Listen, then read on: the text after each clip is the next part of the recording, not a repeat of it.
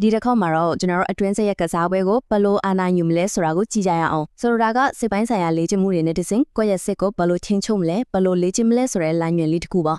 ကဲအားလုံးပဲဂျုံဖူးကြမဲ့ထင်းတဲ့မိကွန်းတစ်ခုနဲ့အရင်စကြည့်ရအောင်တစ်ခုခုလို့ဖို့ motivation ရအောင်ဆေးရထက်တန်လာအောင်စူးစမ်းရတာဘာလို့များဒီလောက်တောင်ခက်ခဲနေရတာလဲအဖြေကရိုးလေးလေးပါပဲ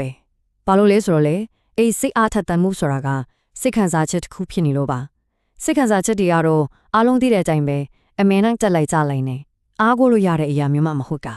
အဲ့ဒီတော့ဒီတင်ဆက်မှုကစိတ်တက်ကြွအောင်လုပ်ပေးဖို့ထက်လေ့ကျင့်ပေးဖို့ကိုပိုပြီးဥတည်ပါတယ်။ဘာလို့လဲဆိုတော့စိတ်အားထက်သန်မှုဆိုတာခဏပဲခဏလေအချိန်တန်ချင်းပျောက်သွားနိုင်တယ်။လေ့ကျင့်မှုကမှဖီးအားတွေအောင်မှာဘလို့ကြံ့ခံရည်တည်ရမလဲဆိုတာကိုတကယ်သင်ပေးနိုင်မှာပါ။အဲ့ဒီချက်ကနေပဲကျွန်တော်တို့ရဲ့ပထမဆုံးအပိုင်းကိုရောက်လာပါပြီ။ခေါင်းစဉ်ကတော့စိတ်အားထက်သန်မှုမိန်ဖြော့သွားနိုင်ပေမဲ့လေ့ကျင့်မှုကတော့ခံနိုင်ရည်80တဲ့ဆိုတာပါပဲ။ဒီဆိုတာတကယ်ကိုစမ်းစားစရာကောင်းပါတယ်။လူအများစုကလည်းသူတို့အားနဲ့လို့ရှုံးတာမဟုတ်ဘူးတဲ့။တကယ်တော့လေ့ကျင့်မှုမရှိလို့မလေ့ကျင့်ထားလို့ရှုံးကြတာပါတယ်။ကဲခြားနာချက်ကိုကြည့်အောင်။လေ့ကျင့်မထားတဲ့စိတ်ကဖီးအားတစ်ခုရောက်လာတာနဲ့ချက်ချင်းပဲတုံ့ပြန်လဲထိတ်လန့်သွားတယ်။နောက်ဆုံးတော့စိတ်ခံစားချက်တွေကပဲအချင်းကြီးကိုလွှမ်းမိုးသွားစေတယ်။ဟုတ်ပြီဒါပေမဲ့လေ့ကျင့်ထားတဲ့စိတ်ကတော့အဲ့လိုမဟုတ်ဘူး။သူကခဏရက်လိုက်တယ်။အချင်းကြီးကိုရင်စောင့်ကြည့်တယ်။ပြီးတော့မှဘယ်လိုတုံ့ပြန်မလဲဆိုတာကိုတိတ်တိကျကျဆုံးဖြတ်ပြီးရွေးချယ်လုပ်ဆောင်ပါတယ်။ဒါကြောင့်ပါပဲအပြင်လောကမှာအောင်မြင်မှုတွေမရခင်ပါလေအရင်ဆုံးကိုယ့်ရဲ့အတွင်းစိတ်ထဲကစားပွဲကိုအရင်အနာယူဖို့လိုအပ်တာပေါ့အတွင်းစိတ်ကစားပွဲဆိုတာဘာလို့ပြောတာလ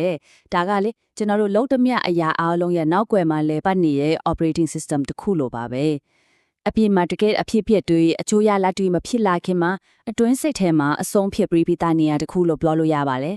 ဆိုတော့အထူးအချက်ကရှင်းရှင်းလေးပဲအပြင်လောကမှာရတဲ့အောင်မြင်မှုတိုင်းဟာအတွင်းစိတ်ထဲကအောင်မြင်မှုတစ်ခုကနေစတာပါဒါကြောင့်အပြေကစင်ခုံမှုတွေကိုမဖြစ်ရှင်းခင်မှာစိတ်ပိုင်းဆိုင်ရာတိုက်ပွဲကိုအရင်ဆုံးအနိုင်တိုက်ဖို့လိုပါတယ်။အခုစဉ်းစားကြည့်ဖို့မေခွန်းတစ်ခုရှိပါတယ်။ဖီးအားတွေအရင်များနေတဲ့အချိန်မျိုးမှာလေအလော်လျောက်တုံ့ပြန်လိုက်တာမျိုးမဟုတ်ပဲညင်ထိန်ချုပ်ထားတဲ့တုံ့ပြန်မှုတစ်ခုကဘယ်လိုပုံစံမျိုးဖြစ်နိုင်မလဲ။ထိန်ချုပ်နိုင်စွမ်းကိုတိစောက်ဖို့အတွက်လက်တွေ့ကျတဲ့အဆင့်၃ဆင့်ရှိပါတယ်။အဆင့်၁ကချက်ချင်းတုံ့ပြန်ခြင်းတဲ့စိတ်ပေါ်လာတာကိုသတိပြုမိလိုက်ပါ။အဆင့်၂ကတော့အဲ့ဒီခံစားချက်ကိုစောင့်ကြည့်ဖို့ခဏလေးပဲရက်လိုက်ပါပြီးတော့နောက်ဆုံးအဆင့်မှာဘလို့တုံ့ပြန်မလဲဆိုတာကိုတေးသေးချာချာစဉ်းစားပြီးရွေးချယ်လိုက်ပါဟုတ်ပြီနောက်ထပ်အရေးကြီးတဲ့အခြေခံတစ်ခုကိုဆက်ပြီးကြည့်ကြအောင်ဒါကတော့စိတ်ခံစားချက်တွေနောက်လိုက်မှန်စာစီကန်းကိုရွေးချယ်ခြင်းပါပဲဒီလိုလေးမြင်ကြည့်လို့ရပါတယ်စိတ်ခံစားချက်တွေဆိုတာကတရင်အချက်လက်တွေလိုပါပဲကို့အတင်းစိတ်မှာဘာတွေဖြစ်နေလဲဆိုတာကို तू ကအချက်ပေးနေတာစံနှုန်းတွေကြတော့လမ်းညွှန်ချက်တွေပေါ့နောက်တစ်ဆင့်ဘာလို့ရမလဲဆိုတာကိုရှင်းရှင်းလင်းလင်းညွှန်ပြပေးပါတယ်စီကန်းရှိတယ်ဆိုတာကကန့်တတာလို့ထင်ရပေမယ့်တကယ်တော့လွတ်လွတ်မှုကိုဆောင်ကျဉ်ပေးတာပါဥပမာကိုယုံကြည်မှုပိုရှိလာစေတယ်အခြေအနေတွေကိုကြိုတင်ခံမှန်းနိုင်စွမ်းတက်လာတယ်စိတ်ခံစားချက်တွေရှုံထွေးနေတာကနေလွတ်မြောက်စေတယ်ပြီးတော့နောင်တရချင်းကင်းပြီးကိုအတွင်းစိတ်ရဲ့သောဆအာဏာကိုလည်းတိစော့ပေးနိုင်ပါတယ်ဒီအချက်ကတကယ်ကိုအရေးကြီးပါတယ်ခက်ခဲရတဲ့အချိန်ဒီမှာလူတစ်ယောက်ကသူ့ရဲ့အလားလာအကောင်းဆုံးအထိတက်လန်းနိုင်တာမျိုးမဟုတ်ပါဘူးတဲ့တကယ်တမ်းတော့သူလေ့ကျင့်ထားတဲ့စီကန်းအဆင့်အထိပဲပြန်ကျသွားတတ်တာပါတယ်ဒါကြောင့်ဖျားရီများလာရဲ့အခါမျောလင်းချက်ထားနေရတဲ့လေ့ကျင့်မှုကပိုပြီးအရေးကြီးပါတယ်ကဲနောက်တစ်ပိုင်းရင်နဲ့တည်ငြိမ်မှုကိုကြောင့်ပြောကြရအောင်တည်ငြိမ်မှုဆိုတာကမွေးရပါအရေးချင်းတစ်ခုမဟုတ်ပါဘူးဒါဟာလေ့ကျင့်ယူလို့ရတဲ့ကျွမ်းကျင်မှုတစ်ခုတာဖြစ်ပါတယ်လီလာမှုတွေရတယ်နိမိုင်းရှင်ရဲ့ဆုံးဖြတ်ချက်အားလုံးရဲ့69%လောက်က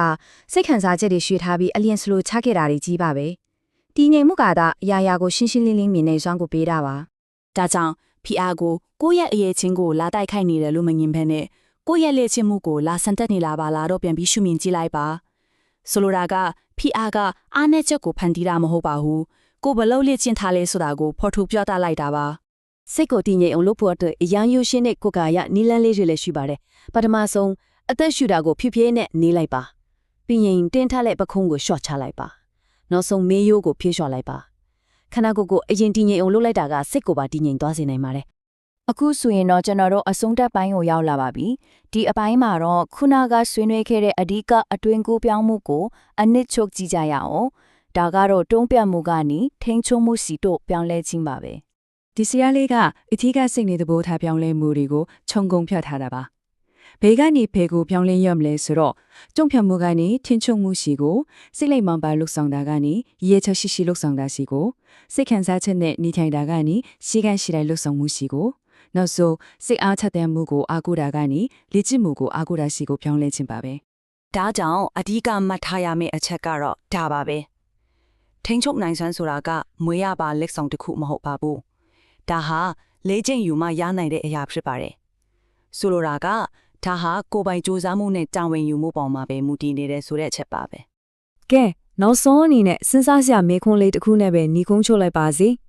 နောက်တစ်ချိန်ဖျအားရည်နဲ့ရင်ဆိုင်ကြုံတွေ့လာရတဲ့အခါ